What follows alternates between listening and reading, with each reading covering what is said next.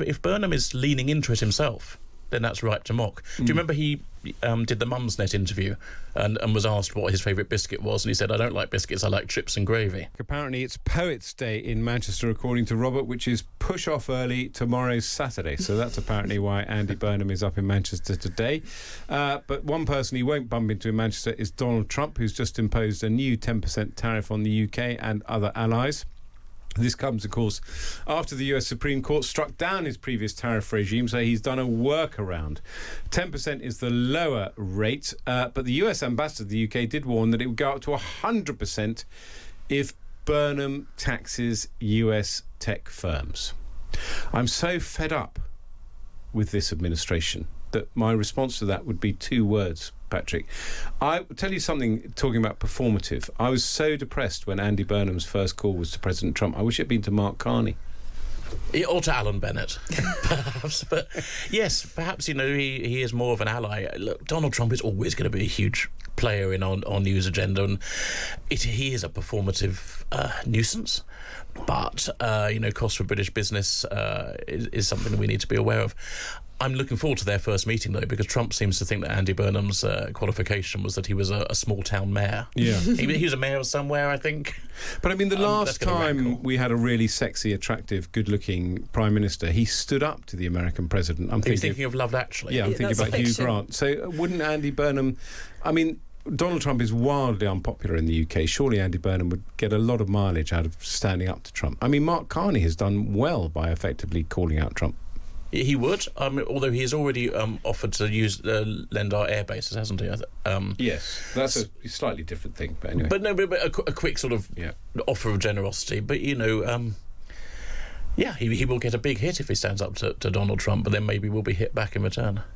Alys, as a neoliberal, you presumably want Burnham to be as close to Trump as possible. Well, Donald Trump is very un-neoliberal. Tariffs are protectionism. Good point. That's the kind of opposite of what I would want. Look, he's appointed Ed Miliband, who I don't think Donald Trump is going to like very much, because he's. Well, he called him a racist in 2016. Andy Burnham did. Ed Miliband did, and in fact, the US ambassador has called out Ed Miliband about it.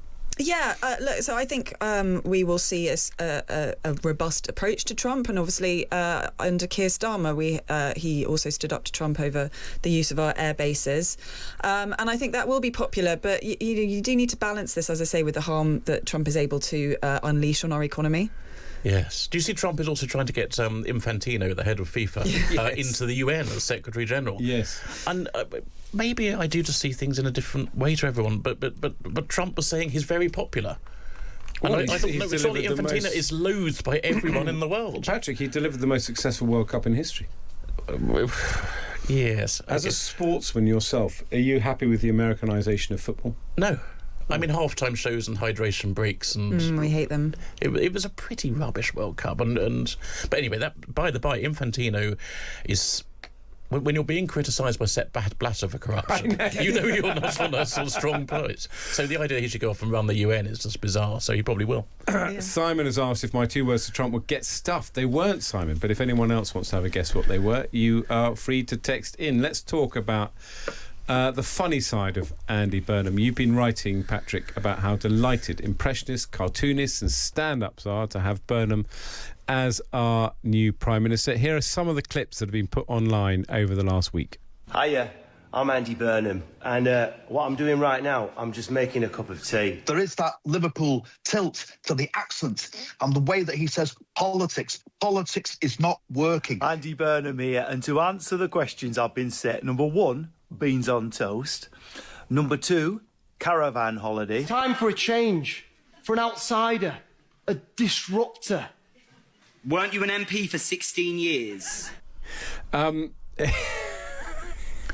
It's very good, isn't it, Alys? It's very good. We're going to have a lot of fun with Andy Burnham.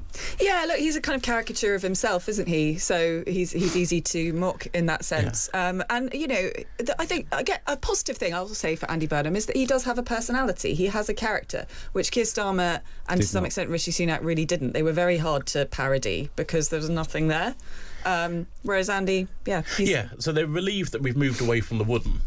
By the way, there's a lovely joke in the new Private Eye of Burnham speaking for the first time in ages as a Prime Minister without a lectern. And they've got a speech bubble from one of the photographers saying, whatever happened to that old wooden thing? And he said, I got rid of him. Starmer was, increasingly rigid and terrified. As you say, Sunak was a technocrat, and they've gone back to someone they can lampoon. So I've written a piece for Times 2 speaking to cartoonists like Peter Brooks and Morton Morland, to comedians like Matt Ford and Russell Kane, and to Ian Hislop and John Coleshaw about how they're going to take him on, and that's the a tics. Fun article to write. It's fun to do. The morning ring round. There's a bounce to him. Yep. One of the things Matt Ford said is that there's questions. It's almost like he's slightly doubting himself. So he's saying, we need to level up the scales of justice, don't we? Is one, and he also he does the fun, and then he suddenly realises he's got to be serious again and pivots back the other way. So these are things they're going to be trying to pull out. One of the questions that was raised, though, is about whether it's fun to mock him for being Northern. And Morton Morland was very interested about this, because he said there is a risk that, like your readers who are listeners, who are sending in comments, that you're just seen as a sort of Southern person speaking down by deploying caricature. But he said if Burnham is leaning into it himself, then that's right to mock. Do you remember he did the Mumsnet interview and was asked what his favourite biscuit was, and he said, I don't like biscuits, I like chips and gravy. Which is if you're going to do answer. It's a fair answer. If you don't like biscuits, gravy? Say you like chips and gravy. Yeah, but if he is going to do the sort of... And his campaign videos are very much sort of walking around wearing an Everton shirt and going into bookmakers and meeting whippets and things like that. And that's not playing. That's sort of what he is choosing to present himself as. I also think it's going to become increasingly cringe. He's going to be at the peak of his popularity right now when he's just come in. But when he starts having to do difficult things, that people, and when people realise he's not going to make their lives that much better, all of this kind of northern shtick is going to become very wearing. It's going to become very thin, and people are going to realise he's actually quite sort of David Brentish. He's quite cringe, and that'll be fun too.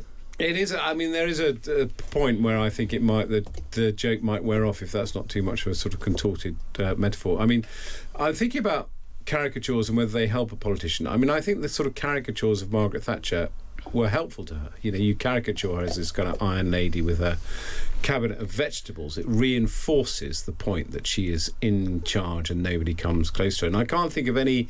John Major's caricature did not help him. It made him see, the underpants outside his shirt, and it just made him. It made him seem weak, ineffectual. So, caricatures are really important for politicians. What do you do when you're a caricature already? I mean, the Boris Johnson thing. I was just thinking about that. It was very easy to caricature, but he was himself. He was literally beyond parody. There's a phrase John Coleshaw used when I was speaking to him, that he was like an untethered bouncy castle that has suddenly gone drifting down the... You never knew where it was going to go or where it's going to land.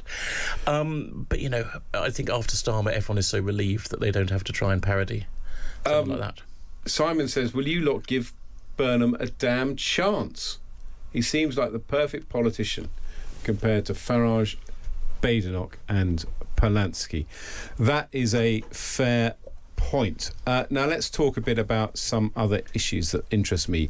The Commonwealth Games opened in Glasgow, and King Charles and Queen Camilla were there, and they stepped out of a iconic TARDIS, not an ironic TARDIS, an iconic TARDIS from Doctor Who at the opening ceremony. And I wanted to talk about this because this irritates me, because I thought it was derivative. Because the Queen did the opening ceremony at the Olympics where she jumped out of an aeroplane and landed in a parachute. And I thought that was quite edgy. I wasn't quite a fan of it because, I taught a Tory, want my royals to be dignified. And then she started doing Paddington Bear sandwiches. Oh, that was lovely. I think it's... Well, this is it. This is why we want to discuss it, Patrick. This is why... Because I think it's gone too far now. It's lazy. It'll get them stepping out of a TARDIS. And I think it demeans the office, Patrick. I didn't like the Paddington thing. It's not an office. It's a duty. I thought the Paddington thing was absolutely charming. Well, go on, make your case. Don't say I thought it was charming and leave it at that. Make your case. I've gone out on a limb. I've said what I think. James Marriott, of whom I know you are a huge fan, wrote a column recently in which he said it was the whimsification of society. Yes, I knew he'd put it better than me. I am pro-whimsy. I think there's so much misery in the world that a bit of lightness, and the Queen sharing, pulling a marmalade sandwich out of her handbag. Look, the royals are there to cheer us up, really. It is not an office. They're not there for us to bash because they're making decisions about our lives. Alys, it's dad dancing. Come on. Yeah, look, I agree. Help me out here. I agree that this was a sort of B team Olympics rehash. However, I mean, that's what the Commonwealth Games is. Well, it's a B-team quite. Olympics. But however, I do love Doctor Who, and I love the monarchy, and I love Glasgow, so I did quite enjoy it. But no, I agree, it's too twee. Britain needs to be a proper country. We need military parades and all of that sort of thing. Exactly. Is what the Royals are for. Yeah. We are very good at that. Bear skins and a horse. I agree, Not a and I TARDIS. suppose it's like having Star Wars night at the Don't have a proms go or at the whatever. TARDIS. Sorry. No, we like the TARDIS. We just don't want the Royals coming out of it. Well, at least he wasn't dressed up as a Tunnock's tea cake, as someone else was in the opening ceremony. So I gather. Big fan, Beggars though I belief. am, of Tunnock's tea There's an cake. interesting point. The 2026 Commonwealth Games are kind of slightly downgraded. I mean, we did step in to rescue them from Victoria in Australia, but it also made me think how we don't take sport seriously enough as an economic driver in this country. I think we should really put some welly behind the Commonwealth Games. It'd be great for Glasgow's economy and great for the brand of the UK, don't you think, Alys? Yeah, I think I don't know that much about these particular Commonwealth Games, but some of the main athletes that's aren't right, correct. competing. Yeah. But we've also been having the Diamond League Athletics here in London, which has been actually really well attended, and Josh Kerr, I think, got an amazing record there. So yeah, I totally agree that sport is an amazing economic driver and a wonderful thing. But I think maybe it's just the problem is the Commonwealth Games are not seen as prestigious enough for the best athletes to compete in them. Are you a fan, Ed, of the metrification reversal that's happening in the Commonwealth Games? Because Josh Kerr is going to be running in the mile, the first time since 1966 that the mile has been run at the Commonwealth Games. They've done the 1,500 metres ever since He's then. the chap who's got the record. Yeah. So What a record. And we should lean into it. We should do the 100 yards rather than the 100 metres. Absolutely. Yeah, but Egg and spoon metric race. has had its own way for far too long. Egg and spoon race. Anyway, you'll be pleased to know that our discussion is going down incredibly well with our listeners. Listening to Vaizey and his southern chums sniggering about the north is exactly why Burnham is decentralising from the Whitehall cesspit, says John from Sheffield, which is apparently a small village north of Islington. According to John, I did not make that joke. This is brilliant from Lee. You're a crumbly old fart. I think that's directed at me. There's nothing wrong with humanising the monarchy. We keep on about them being remote and living in a bubble. Stop being such a misery. Well, perhaps I'm miserable because I've got one of these watches where you can check how much you sleep. And it happened to me a few years ago that I started waking up at 5 o'clock in the morning, come what may.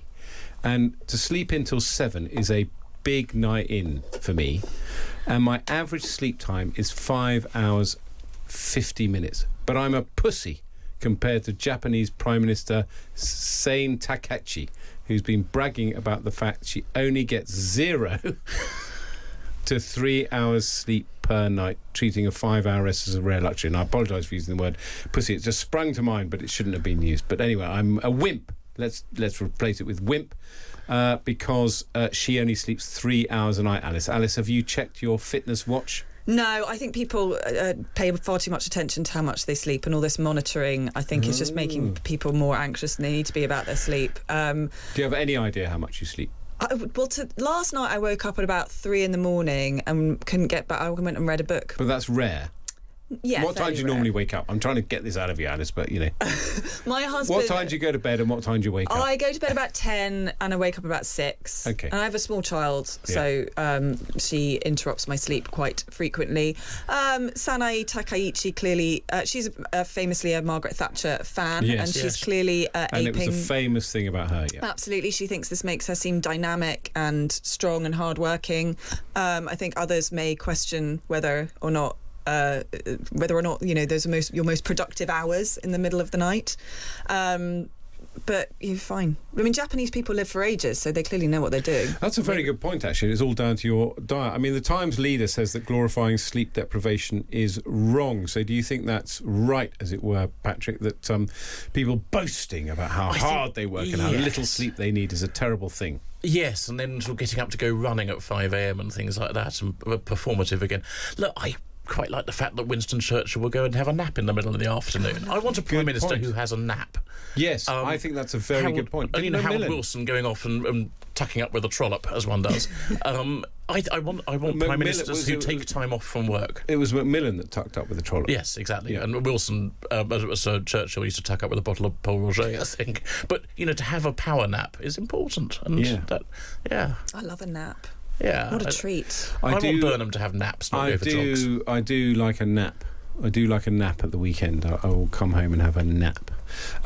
What I won't do, though, is play my guitar, because I can't actually play any musical instrument. I did learn the drums briefly, but the Australian Home Affairs Minister, Tony Burke, plays in a band called the Left Right Out, and he's having a gig at a pub, and it's only going to cost you $1,000 Australian to go to it. Left Right Out doesn't exist online. We can't play any of the music, but because it's their debut gig. But Andy Burnham won't stop telling people, gift for comedians, that he plays the guitar. And in fact, we do have a clip of him playing the guitar. Why don't you play something for me? I'll show you what God, any no, chords, yeah. I don't mind.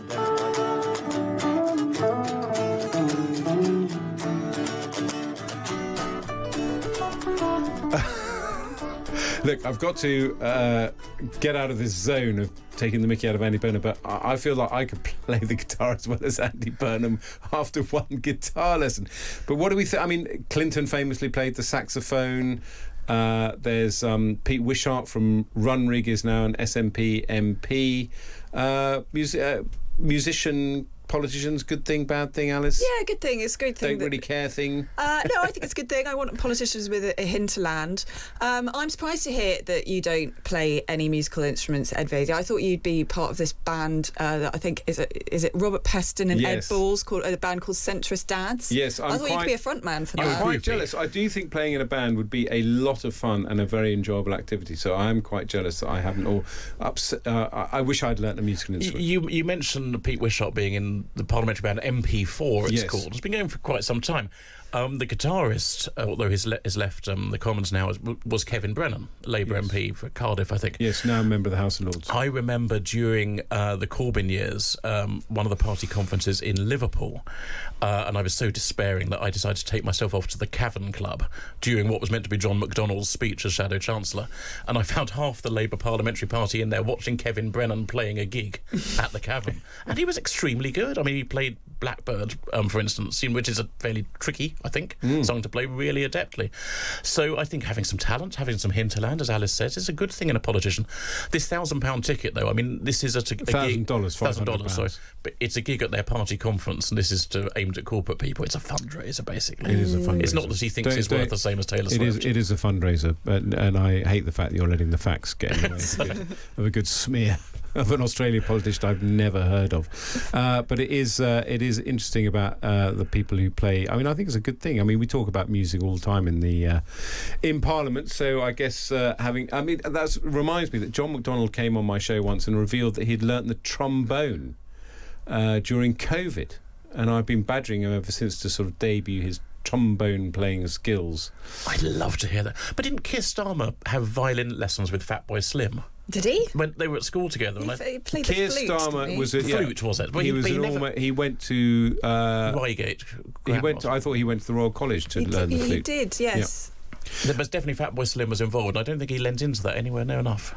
Now, I thought this was interesting as well, that a poll of 2,000 Brits has found we're more likely to recognise and visit iconic foreign landmarks like the Eiffel Tower and Colosseum than major domestic sites like St Paul's Cathedral, Westminster Abbey or Edinburgh Castle. Now, of course, we've all been condemned for being southern softies, and I do live in London, and it just reminded me, I once had a French exchange over when I was a teenager. He came to stay for a week, and I did the sights with him because he obviously was a tourist, and it was like the first time I'd been to HMS Belfast and so on and so forth. But I think it's true that one tends not to visit the things that are on your doorstep. So in some ways, this is meant to be a poll that makes us sit up and take notice. My God, we don't know what's around us. We know more about the Eiffel Tower than we know about St Paul's Cathedral. But Alys, I think it's a natural thing that you would go and visit a museum when you're abroad, but you won't necessarily go to a museum when it's in your hometown. Yeah, I completely agree, but I think it's something that you should try and work at. So, I mean, one of the great pleasures of London is that things like the National Gallery are free, and it doesn't need to be a huge undertaking. It doesn't need to be a big day out. You can just pop in and look at one painting, and that's one of the great joys. But it's true, we need to cherish more what is on our doorstep, and just, you know, if you've got a free weekend, do make an effort to go to whatever it might be, St Paul's Cathedral or your local museum, and give it some love. I week before last in the Sunday Times, I was sent to review The Mousetrap, which we just noticed is on. Extremely good point. Well, and actually, I really enjoyed it, but it's full of tourists, and I made the point that people probably think it will always be on, so I'll go one day. And I would recommend people that, you know, if you fancy going to see it, yes, it's nostalgic and dated and a bit hammy, but it's quite fun. That's the thing, isn't it? You think these things will always be there, so I will go at some point. Well, just make an effort and go today. Yeah, I've never seen The Mousetrap. No, well, you must. 58 years in this great city. I think never it's seen The down Mousetrap. to its last couple of decades, I reckon. So I went to performance number 36,060 or something. I'm going for my holiday to Yorkshire in a couple of weeks, and I'm really looking forward to that. I mean, like Andy Burnham, I'm going to go... But you come from Yorkshire. Where do you come from? I'm from Essex, as you can tell from the accent. But you look like you come from Yorkshire. Well, this is because I said I like Timothy Taylor pints. But I am really looking forward to you know, normally we might go to France or something, actually exploring our own country and going and seeing beautiful landscapes and country houses. Will you go and see Castle Howard? I think I ought to. Yep. I think I could go to York Minster. Yes. Whitby, maybe. It is. Well, actually, I did have a holiday in Newcastle, and Newcastle Gateshead, Hadrian's Wall. It's a fantastic... Newcastle has turned itself into a destination city by investing in its cultural infrastructure. I think if Burnham made a big thing about people holidaying at home as well, I think it's would a really very support good idea, that. like Harold Wilson going back. Well, not quite home, but, you know, the Channel Islands. Silly Islands. I'm not sure people want their Prime Minister to tell them where to go on holiday. Well, that's okay, but... It's a really good question. Encouraging rather than telling. It's a whole new topic. It's not even on the script. Where will Andy Burnham... Because he is a performative Prime Minister. I think that is really... Thinking about this week and what kind of one can extrapolate from it, there's an element of a performative Prime Minister. So, where will Andy Burnham go on holiday? If you were sitting in number 10 and you had to advise Andy Burnham, you've got a week off, he's got a French wife, where would he go on holiday? Well, I mean, David Cameron used to go and point at fish. I know, wearing leather... in loafers. Cornwall, he would always go to where all the posh people go in Cornwall and point at fish, and there would always be a picture of him. And to be fair, Blair, they of do course, love Cornwall. But Blair went off to his mansions abroad with Berlusconi and people like that. Burnham will probably be true to his roots, except that if you're always talking about being in the north, is it a holiday to go to the north? Well, maybe you should go... Maybe you should go to Essex, go to Southend, You should go to Cornwall. David Cameron used to have deliberately less posh holidays than you know you'd have thought he would. So instead of going to Tuscany, he'd go to Lanzarote. And I remember going to Lanzarote, and I saw a picture of him in a restaurant. I was so thrilled. I was like, I'm having David Cameron's holiday. And what was the picture of him? Just sitting in the restaurant, pointing at fish. There were some very odd pictures. Back to politicians and their musical instruments. Somebody suggested I could take up the triangle, which is a genius idea if you want to get straight into can only a band. get better. Sorry. Oh, that is brilliant.